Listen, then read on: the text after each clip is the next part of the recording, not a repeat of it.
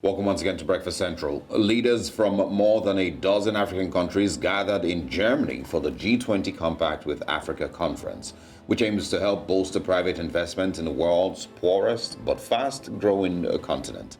Underscoring renewed interest in Africa, European Commissioner President Ursula von der Leyen, French President Emmanuel Macron, and Dutch Prime Minister Mark Rutte among those attending the summit in Berlin, hosted by German Chancellor Olaf Scholz.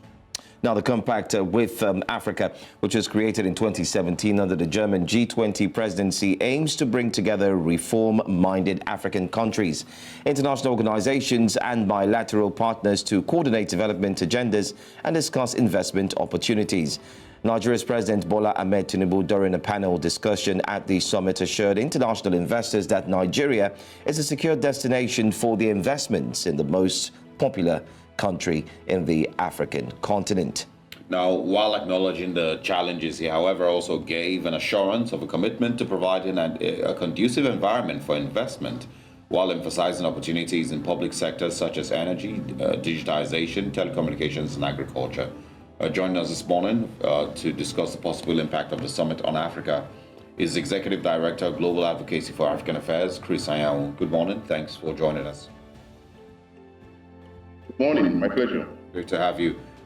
We, of course, it's not the first time that we see Nigeria's president attend these type of summits. But, over time, there's arguably not very much that has been, benefited from these summits. Do you think it might be different this time? I think I completely agree with you.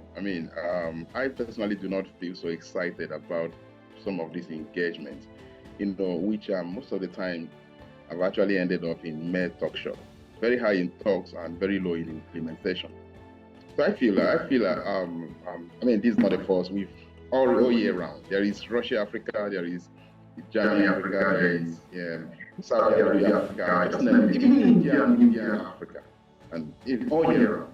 So if these strategies we have to be working, I don't think there's any place you can compare with Africa by now. Africa is still the poverty hub of the world. Every strategy is geared towards reaching a desired goal. And if by now most of these engagements hasn't actually translated to in development in Africa, and of course ending poverty and all manner of problems we have in Africa, then it's actually a strategy that is not working. I just feel most of our leaders are so distracted. They are very distracted, truncating from one center to another, looking for solutions. You see, America, we are developed by Americans. Europe, we are developed by Europeans. There's no part of the world. China, we are developed by Chinese. There's no part of the world where people come and develop your place and go back. I think it's time Africans lock themselves indoors and begin to, think of how do we develop Africa ourselves. Africa, unfortunately for us, we houses most of the, most wanted human and natural resources you can think of in the world. We have everything it takes to develop. The only thing that is lacking is the initiative, the leadership, the willpower to sit down and think of how to put some of these things in use. So I think jumping up and down all these things, if you look at the trajectory of some of these engagements, who do you expect to? Most of these things are one-sided. You expect Britain to come and develop Africa for you. Most of these people source their livelihood from Africa here. So they are one-sided, and I think our leaders must understand this and begin to approach some of these engagements with a pinch of salt. What it takes to develop Africa still lies within Africa. It's just for us to awaken the sleeping giant, and we will be where we are. So I don't think there's anything special coming out from this engagement. It's still going to be most of those, talk shops that we've experienced in the past. We are talking about infrastructure, and China's presence is already being felt so heavily in Africa. China has invested in virtually all parts of Africa. If infrastructure is the problem. And then we're talking about migration. These are some of the things that this whole engagement CWA is centered on, development of infrastructures in Africa, creating opportunities for our youths, to deter them from migrating from Africa to some of these countries. And I think most of these people even see Africa as a problem instead of a business partner. Because if your attention is how to deter people from migrating, just look at it. It ends up your own selfish benefit. So our leaders must begin to think deep and look inwards and see how we can sit down, stop running from pillar to post, looking for everything we need to develop this continent. Sorry, Mr. Anyanwu. Just to ask, because these summits happen across the world. It's not just the G20, with Africa, with Europe, or whoever else. There's also international summits, business summits that happen across the world that involve other countries. Do you maybe think that as much as Africa would be advised to look inwards and figure out ways that it can build and fix itself, do you think that getting assistance from these countries might be one of the reasons that they attend these summits and present themselves and in their proposals to Germany and the rest of Europe and the West? Look, I'm not against looking out for opportunities, partnership opportunities with the rest of the world. No one can survive alone. That is not the issue for me here. But it's time we begin to do a total review of some of these engagements and to look at how it has benefited us in the past. I just told you, this is not, yes, you referenced correctly. There are most of these things going around. But then, can we begin to pin down to look at how these engagements have actually benefited? It is very high in talks than in implementation. That's my argument. So, and if this is a strategy of development for Africa, for African leaders, then it is not working. That's my argument. It's not working. Let's talk less. Let's look at how has this trajectory of engagements benefited Africa. Okay? It is very, very high in talks and very low in implementation. And if that is the case, my argument is that then it is not exactly what we need. We need to look you can't continue to text run the same strategy and expect a different result. Okay? It may have worked for other people. It may be working for the whites, the West, the Europeans, and all that. But my argument is that I do not think this is the perfect strategy for the development of Africa. If our concern is development, that's my argument.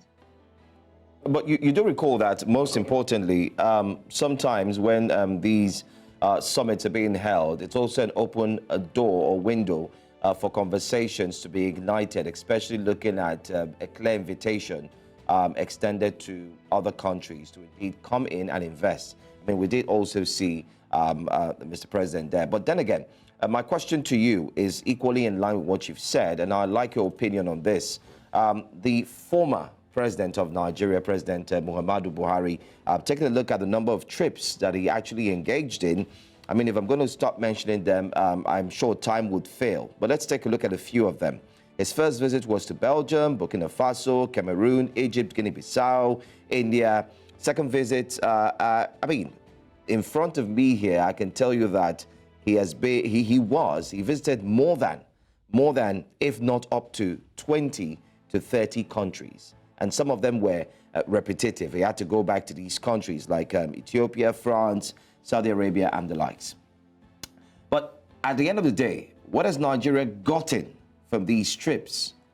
Many would say absolutely nothing. Our refineries are not working and the likes and so on and so forth. But here you have a president like President Bola Tinubu, in whom, one of the front pages of the papers, which we will review later on, he has said that Siemens and the likes should quickly come into Nigeria and invest in the rail projects and, of course, in the youths. Can we, for once, say, let's be optimistic that this could actually tilt to a better way or road path, especially for Nigerians? I think you asked me a question and you answered it yourself. If you look at the trajectory of these engagements, and look, Obasanjo went the same pattern. He went the same way.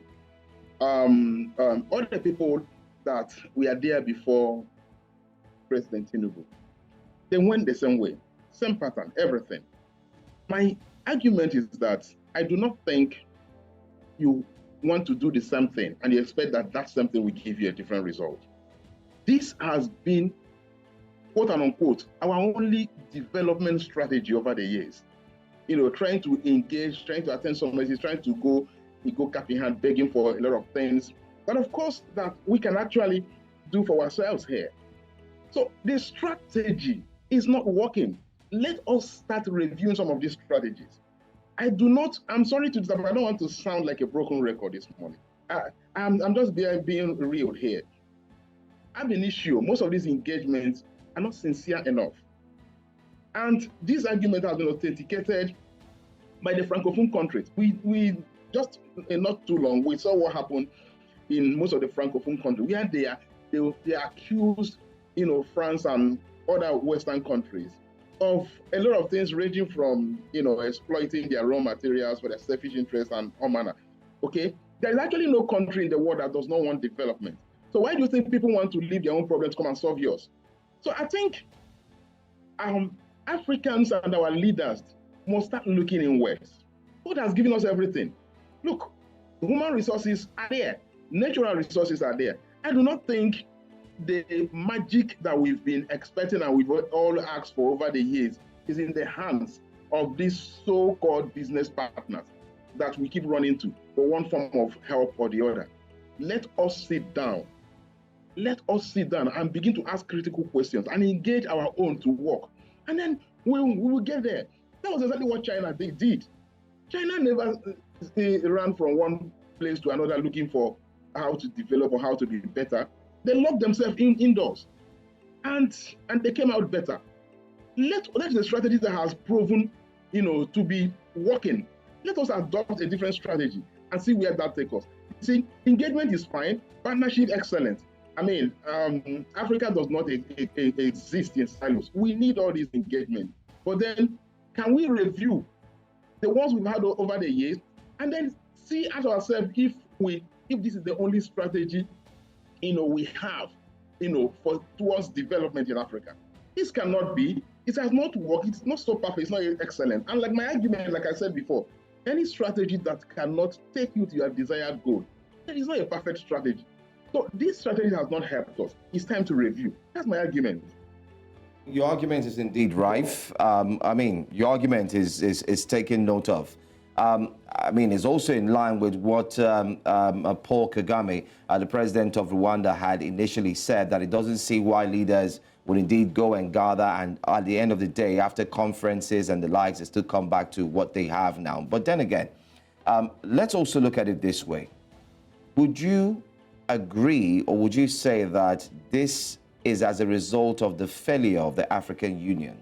Because the African Union is actually supposed to deliver on the goals and sustainability of what African countries and leaders are supposed to deliver on. So are you going to agree that African Union has indeed failed, not being able to live up to a part of its strategies? Yeah, it might be right to blame the African Union, but I don't think it's also right to blame them for virtually everything or every form of failure in Africa.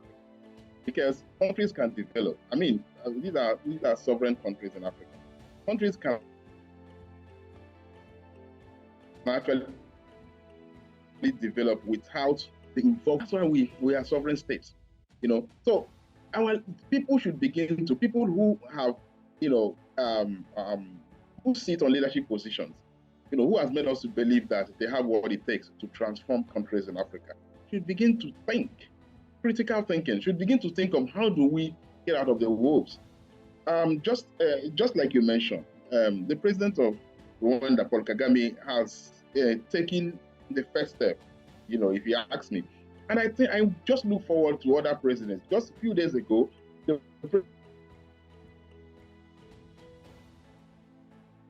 Mr. Anyanwu, can you hear us? All right, we seem to be struggling with your connection while we try to... Okay, if you can hear us, go ahead. Yeah, can you hear me? Yes, go ahead, please. So what I'm saying in essence is that, look, individual leaders in Africa, can come up with initiatives on how to develop their place. Let's start from there. So blaming AU for virtually, AU have their mandate cut out for them clearly. And of course, if you ask me, they have not actually failed so excellently in that mandate. But on this, I think individual African leaders should show leadership. They should take up the challenge of developing different constituencies of Africa, their countries, and then we take it up from there. Let's also then, do a quick focus on Nigeria. President Tinubu is only just a few months old in office. If you saw there, of course, there was the Minister for Finance, Wale Edun, was right next to him, at the G20 Summit. Seemed very excited to be there. Not sure why. But let's get your thoughts on Nigeria in particular and what you would expect from Nigeria's current president. So if he's going to be going back to the G20 in maybe another 2 years, where do you think Nigeria should be at that time? So that if he's speaking with anybody in 2 years' time or in 3 years' time about investments, about economic partnerships and the likes, he should at least have done his homework back at home. So what work do you think he should be doing at home before approaching the G20 in the next couple of years again?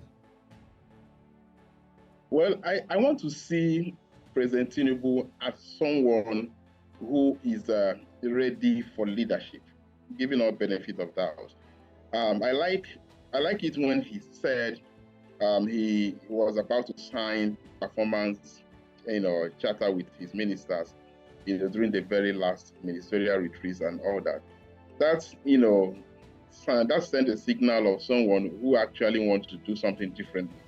Unlike the last administration, who took us 50 years backward. We didn't really understand what we were doing for 8 years, though. So, if that being the case, then I want to see, a situation where reviews will be done, in the next meeting. You see, I had about 4 billion euros have been earmarked for different layers of development in Africa, of course, of which Nigeria is supposed to benefit from. Okay, so we have our problems cut out for us here. Infrastructure that has been revolving around the center of this summit is one of the biggest problems here. We also have our problem of unemployment, youth unemployment, that has given rise to the entire Japa syndrome and all that. So these are things that have come to the forefront of the conversations in CWA and G20 Summit. So I just want to see a situation where some of these things, after 2 years, will be reviewed, and then we begin to ask questions: where are we, from where we are coming from 2 years ago? And then that will help us to actually begin to assess how far we've gone, and to also answer the question if these things have actually benefited us, like it has been said in the past. So these are my first line of expectation. And if this is not done, then it aligns into my previous argument of talk shop and then jumping. And I also have my reservation for some of these. I just feel most of our leaders who are so much in a hurry to jump to some of these places have their own personal reasons for doing this. And those reasons, I strongly believe, is not on the very interest of the people they are leading. We have seen how, in the past, how Abacha's movement from one place to another ended up in looting our,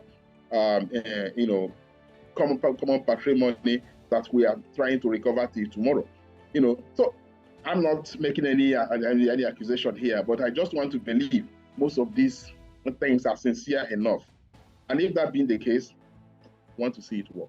All right. Thank you so much for joining us. Global Advocacy for African Affairs Executive Director, Chrys Anyanwu. Thank you for being here this morning.